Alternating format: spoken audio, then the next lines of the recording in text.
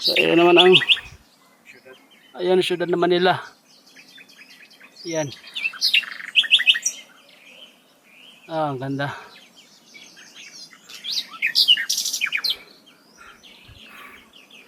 Ayan naman yung ilog. Anong ilog yan, kuya? Yan yung Wawa Dam. Yan. Yan. So yan guys, ang formation ng bundok. Ang ganda.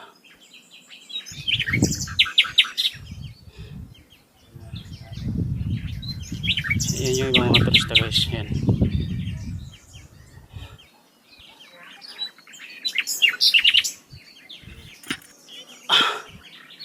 Yan guys yung mga kabundukan. Kalbong-kalbo na ko yung kabundukan. No? Aquarium, di ba?